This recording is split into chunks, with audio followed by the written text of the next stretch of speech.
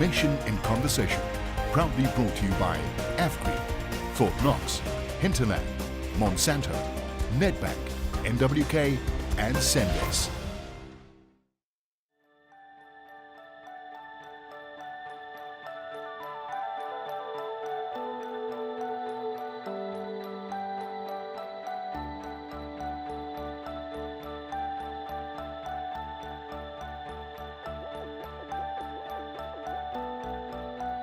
Going green doesn't start with doing green acts.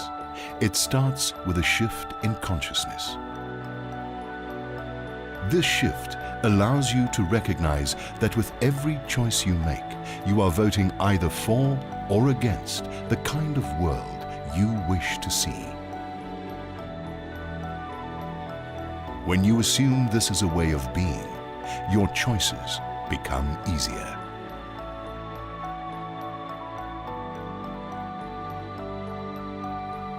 The earth is what we all have in common.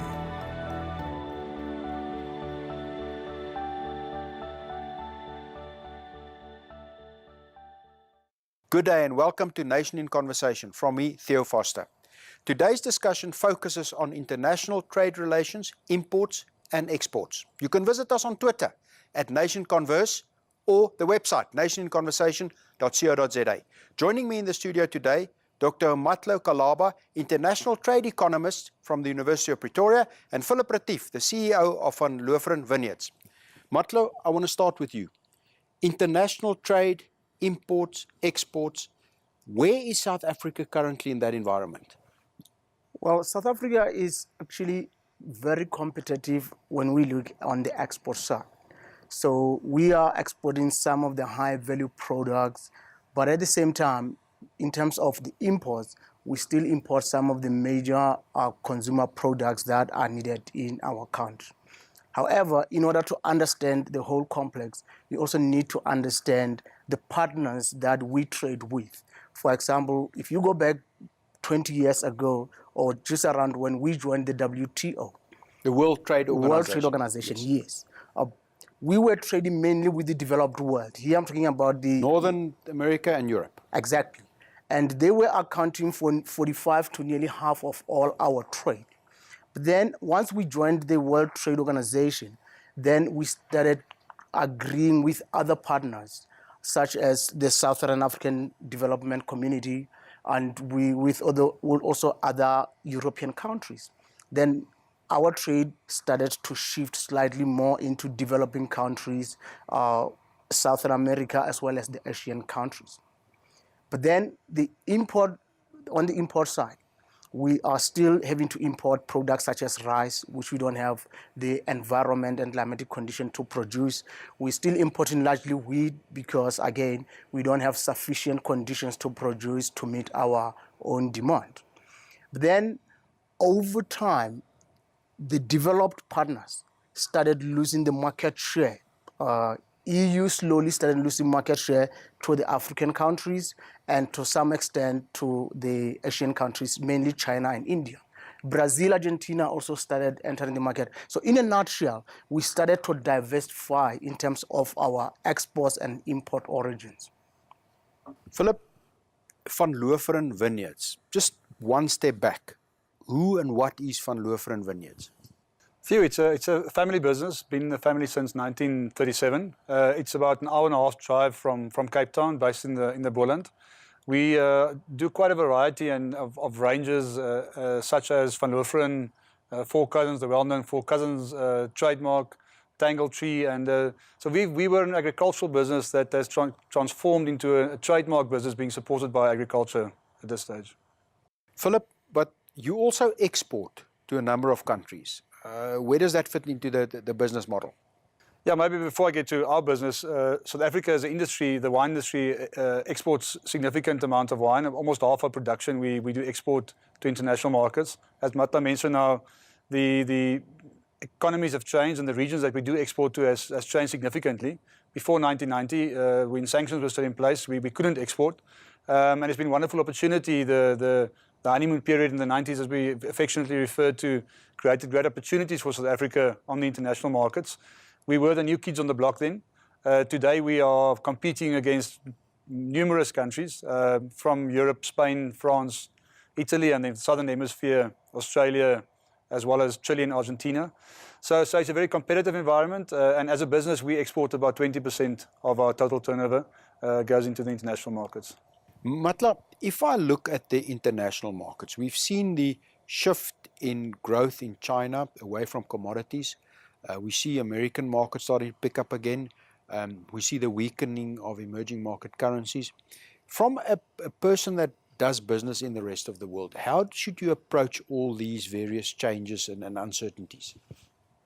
Yes, you are right by saying that such developments globally and within specific market, they create an uncertainty. They also create risks and opportunities to some extent. However, the point that I started with in terms of how we diversified over time, diversification to some extent can be something that helps you to absorb the risk, basically by shifting or increasing your market share in those countries where you already are available. So as countries like the United States starting to pick up and recovering from the recession, and it's a huge market, that also comes with the opportunities that South African exporters can take advantage of. The weakening of the rand, in as much as it has a negative impact on imports and mainly in the economy, but for export, it does create those opportunities because those products become more and more competitive. It's just a question of how do our competitors in the very same market in the United States, how are they taking advantage of those, or how have their weakened currencies allowed them to be more competitive? But I believe that by spreading our market and by taking advantages of the growing markets and the weakening currency, we can actually even do better or turn this negative situation into a very productive and positive one. Philip, you export to various countries. In terms of these variables, these changes in a currency, in markets, in competitiveness, how do you approach it as a business?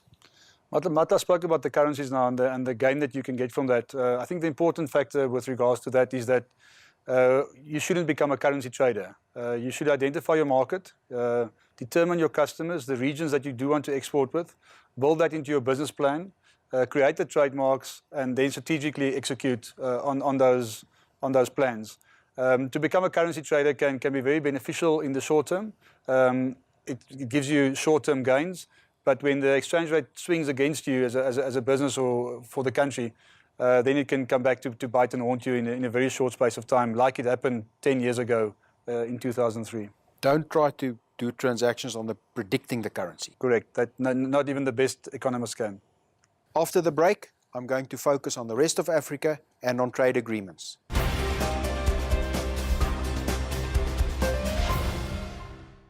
Welcome back to Nation in Conversation. Matlo, trade agreements. Firstly, what is trade agreements actually?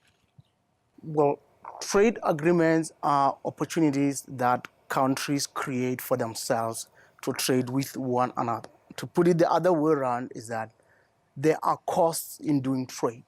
And some of those costs are placed there by the countries, such as tariffs, non-tariff barriers, by putting other measures or regulations against certain products originating from other markets.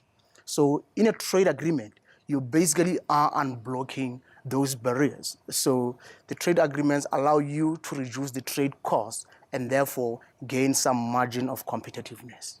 So it makes it less expensive or easier for you to compete with your products in another market against people without the trade agreement. Exactly. In terms of trade agreements, Philip, in the wine industry space, what will it assist and what's the lay of the land? Well, the real benefit would be that you would be able to land your bottle of wine or case of wine at a lower price in a certain market. South Africa, we only have two free trade agreements that assist the wine industry in exporting tariff-free to different parts of the world. One of our biggest opposition countries, Chile and Australia, they almost have 25 free trade agreements each. So their departments of trade and industry or governments have already negotiated these non-tariff barriers or agreements with different countries. I think what we have to realize is that for everything that you give, the country would want something in return. So it becomes a big negotiation tool between different countries at different levels, and we probably need to just bat slightly better to gain that market share for exporters in South Africa. If I understand it correctly, that means if you were to compete against Chilean wine in a country with a trade agreement between that country and Chile, there'd be a cost benefit for the Chilean wine, and for you to compete, you have to be smarter, more cost effective, better marketing, you have to add value. Exactly.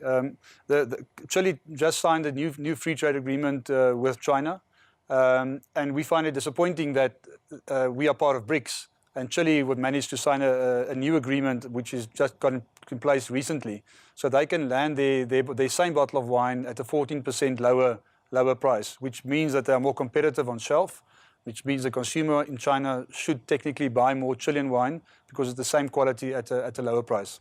Why is there only a limited number of trade agreements in terms of South Africa and the rest of the world? Is it a matter that we are developing them? Is it other countries are a bit quicker? Why is there only a limited number?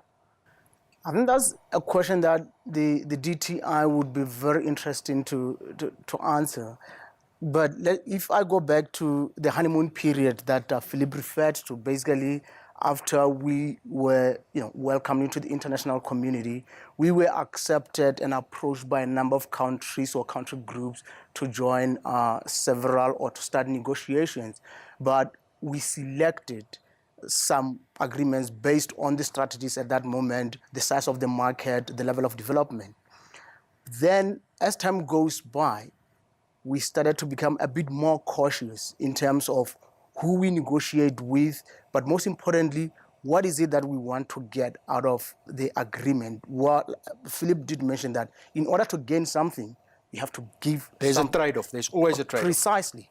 And that is where our caution comes around. The reason we have not taken opportunity to sign agreement or to start negotiation with BRIC partners is still something that we are not clear of. But I think it has to do with this caution that we are careful and avoid giving away certain industries. As I said, China and India together, they have 20% of the global population. That is something that we can take advantage of if we gained that extra margin by removing the tariffs or reducing tariffs on a number of products that already we are globally competitive on. They are also the fastest growing countries, or they were in the last 10 years, although China has started slowing down. But that growth has actually accumulated to an extent that there is still a substantial share that South Africa can benefit from it. Even though China might be slowing down a bit, it is still 1.3 odd billion people. It's a big middle class developing. In terms of South African wine exports and the South African marketing to China, where are we positioned? We only export about 6 million bottles per year. Now, in the context of 1.3 billion people, that is extremely, extremely small. One fact, due to the fact that they don't consume that much, they consume 1 liter per capita per annum. That's their average consumption of wine. They import primarily from France. France has the leading edge. Historically, they got in with their red wines and the red wine paradox, as we affectionately refer to. But certainly, China does create significant opportunity for us. And if we can get the free trade barriers in place, land our product on the same price, do better marketing, build stronger relationships, I think from the wine industry perspective, invest in our brands there, it certainly is a huge market for us, and with that number of people, only if they double their consumption will absorb our whole production. But we kind of neglected China actually has their own wine production. Correct. They're twice the size of the South African market. They don't produce very good wines, I must add. It's very low priced, and they consume most of it themselves. They're not a net exporter of wine, so we do compete with their own wine production on that side. And due to China's scale, they can very easily and very quickly up that production should their demand be created. So it won't all just come from a possible exporter like ourselves. After the break, I want to focus on the rest of Africa and how we see the future.